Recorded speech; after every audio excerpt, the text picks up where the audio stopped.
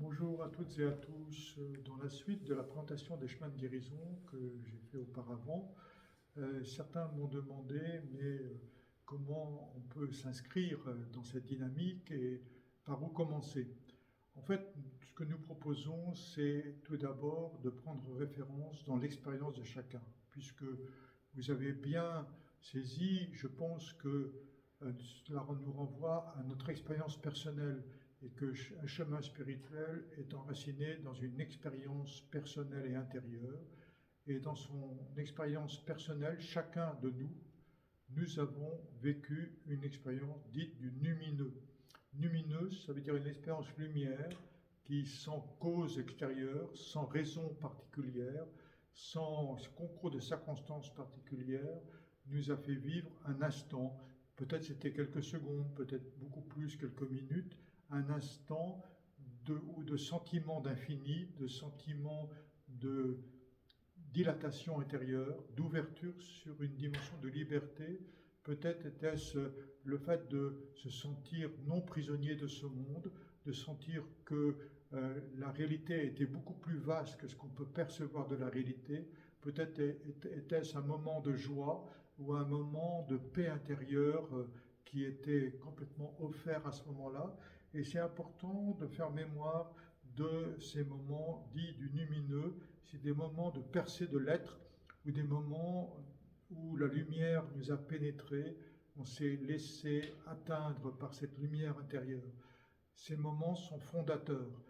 C'est ce qui va provoquer en nous une nostalgie intérieure qui va nous donner une soif pour entamer ou pour continuer un chemin intérieur.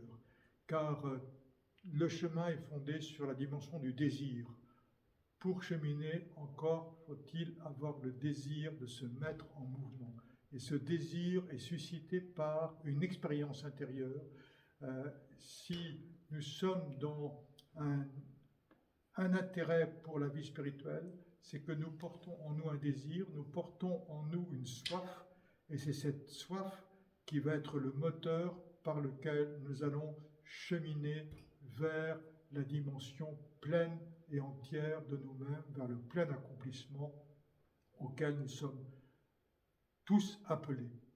Ainsi, le mouvement, l'expérience intérieure fondatrice du lumineux est celle qu'il s'agit de réinvestir à l'intérieur. On pourra se rappeler l'apôtre Paul qui, dans son épître, disait aux Corinthiens « Je ne viendrai pas vous voir pour écouter ce que vous allez me dire, mais je viendrai sentir le souffle qui vous pénètre. » Le souffle qui vous pénètre, ça veut dire aussi ce désir, cette soif qui vous habite. Ainsi, dans la première étape du chemin de guérison, nous posons comme fondement qu'avant tout, il s'agit de prendre soin de cette soif, de prendre soin du désir et par là de prendre soin de la vie en nous. C'est un héritage ici de la tradition chrétienne des 3 premiers siècles. Dans les 3 premiers siècles de la tradition chrétienne, il y avait un héritage oral, une tradition orale. Cette tradition était transmise oralement de personne à personne. Donc il y avait non seulement une transmission de la parole, mais il y avait aussi une transmission de la parole à partir d'une expérience vécue. Donc il ne s'agissait pas ici de transmettre des textes ou de transmettre simplement une parole, mais de transmettre une parole qui avait été éprouvée dans une expérience personnelle. Et donc nous avons la grande chance et le grand privilège de pouvoir avoir accès à cette tradition du 3 premiers siècles via les pères du désert qui sont les héritiers de cette tradition orale et qui nous ont affirmé que, en fait, dans l'esprit de l'Évangile, ce qui est fondamental, c'est la dynamique relationnelle.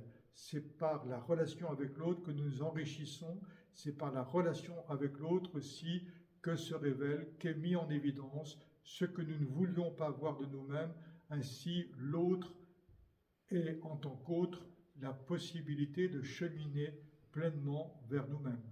Donc, dans ce sens, les pères du désert ont insisté pour dire que en fait, il y a d'abord l'inscription dans un principe de vie qui nous habite, dans le désir, et il nous invite à prendre soin du désir, prendre soin de la vie, de la vie qui nous habite, et j'allais dire, justement, il posait la question, mais nous voyons le déroulé existentiel, nous voyons la vie fonctionnelle, mais au fond, où est la vie de la vie? C'était la question qui était posée au désert, à l'originel de la tradition judéo-chrétienne.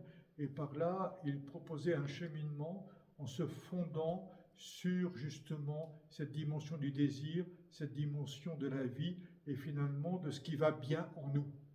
Donc pour eux, le processus thérapeutique ne commence pas par le fait de poser un regard sur ce qui ne va pas bien, parce que ça, c'est ce qui émerge immédiatement, et nous savons, nous, ce qui ne va pas bien, et on a tendance à vouloir, à partir de notre malaise, gérer le malaise, mais en fait, non, ils disent, d'abord, il faut revenir en soi-même.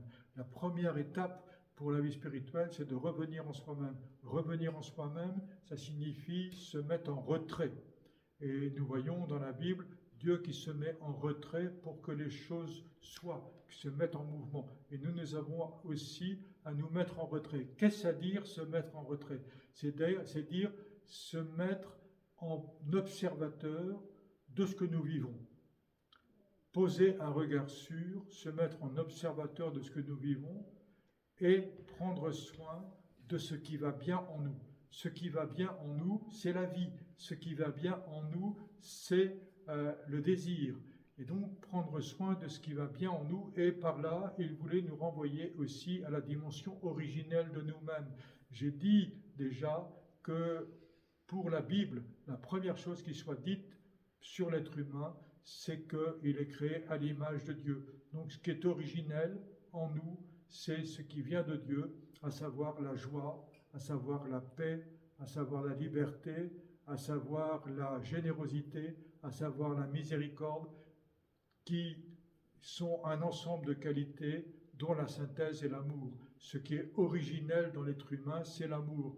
Loin de toute considération que le péché serait originel, c'est une erreur totale de considérer le péché comme originel, c'est l'amour qui est originel, et donc c'est ce qui va bien qui est originel. Et donc c'est en se fondant sur le plus profond de nous-mêmes, ainsi c'est une invitation à revenir au-dedans, au plus profond de nous-mêmes, pour aller rejoindre cette dimension source qui est l'image de Dieu en nous, et nous fonder sur cette dimension profonde pour ensuite poser un regard sur les malaises, les dysfonctionnements, les blessures, les traumatismes, mais d'abord s'enraciner dans la profondeur, revenir tout d'abord en soi-même, et ainsi prendre soin de la vie, prendre soin du désir et prendre soin du corps. Le corps, c'est le lieu même de notre incarnation.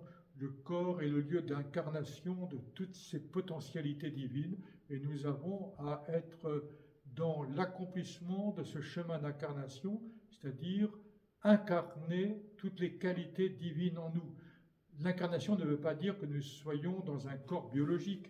L'incarnation est un processus par lequel, dans ce corps qui, selon l'apôtre Paul, est le temple du Saint-Esprit, incarner les potentialités divines, les qualités divines, faire vivre en nous justement ce qui rayonne de l'image de Dieu en nous. Ainsi, si nous comprenons le processus thérapeutique dans ce sens-là, nous verrons qu'il va s'éclairer d'une toute autre manière.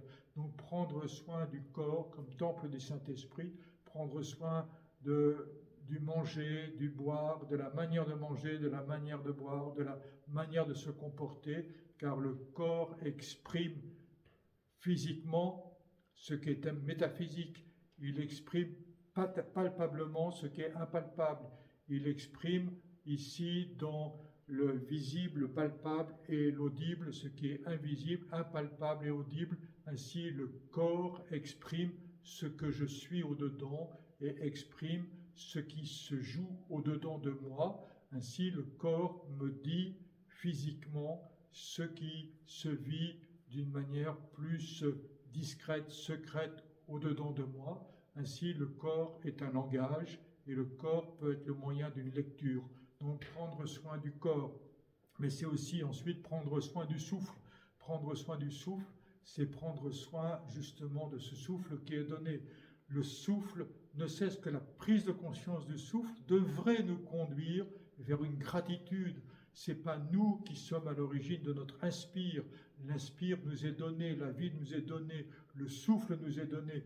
Ce n'est pas parce qu'on respire qu'on vit, c'est parce qu'on vit que l'on respire. Et donc l'inspiration nous est donnée dans un processus de vie, et parce que la vie nous est donnée, le souffle nous est donné, ainsi tout nous est donné, et comme tout nous est donné, alors ça devrait nous incliner à un état de gratitude. Prendre soin du souffle, c'est se situer dans une réceptivité intérieure qui nous amène à une détente intérieure pour mieux recevoir le souffle. Et en fait, c'est parce que nous ne sommes pas disposés à la vie et disposés à ce souffle que nous sommes en tension. Si nous étions disposés, alors ça lâcherait toutes les tensions, puisque tout nous est donné. Qu'est-ce que nous avons besoin d'être en tension, car tout est ici insufflé en nous, à nous de savoir accueillir, ce qui met en évidence ici le fait que nous avons à nous ouvrir dans une réceptivité, dans une grande écoute. Shema Israël Adonai Eloheinu dit la prière juive, c'est-à-dire écoute Israël, mets-toi dans l'écoute, dans la réceptivité de ce souffle, la réceptivité de la vie, laisse vivre la vie en toi, c'est là l'accès à la vraie vie.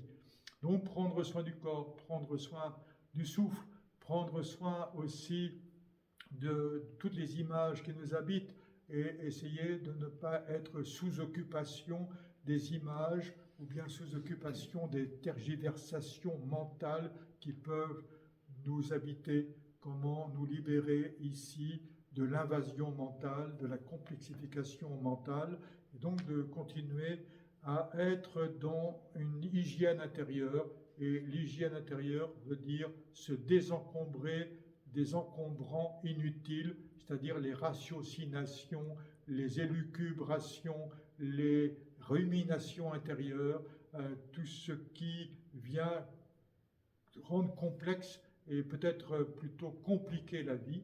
Et donc ici, tout un cheminement de purification, de désencombrement intérieur, et prendre soin des images, et prendre soin justement de ces images qui peuvent m'habiter, mais elles font référence à quoi ces images? Est-ce qu'elles viennent d'une inspiration divine, ou bien est-ce qu'elles viennent d'une inspiration des pulsions et des mouvements qui sont déviés en nous? Est-ce qu'elles viennent de l'inconscient? Est-ce qu'elles viennent de mon histoire? Donc prendre soin des images pour ensuite être dans un mouvement de réceptivité. Ainsi, nous voyons qu'il s'agit de prendre soin de ce qui va bien. Nous avons dit prendre soin du désir, prendre soin de la vie, prendre soin du corps, prendre soin du souffle, prendre soin des images, prendre soin et ne pas cultiver les représentations de nous-mêmes, mais nous ouvrir sur la réalité telle qu'elle est, nous ouvrir sur la dimension du réel et voir que le réel, il est nimbé de lumière et que le réel nous appelle par des petits clins d'yeux, palpite derrière les apparences, et nous avons à nous ouvrir à cette dimension, et c'est cette ouverture à la profondeur du réel derrière les apparences de la réalité qui est l'essentiel d'un chemin intérieur, un chemin d'unité par intégration du visible et aussi de l'invisible, de ce que nous percevons et de ce que nous ne percevons pas, pour aller vers un essentiel ici, un soi intérieur qui soit intégration de toutes les polarités en nous.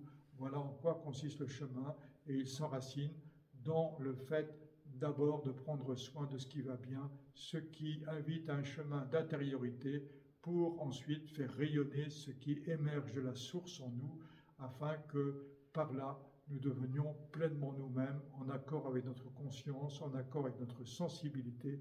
C'est un chemin d'unité qui est proposé, et c'est cela la guérison. Nous pouvons être en paix avec nous-mêmes quand nous sommes en accord avec nous-mêmes. Nous pouvons être dans la joie quand nous sommes en accord avec nous-mêmes. Donc ici, un chemin de convergence intérieure, un chemin de cohérence, un chemin d'intégrité qui est lui-même un chemin de guérison. Voilà, merci beaucoup pour votre écoute.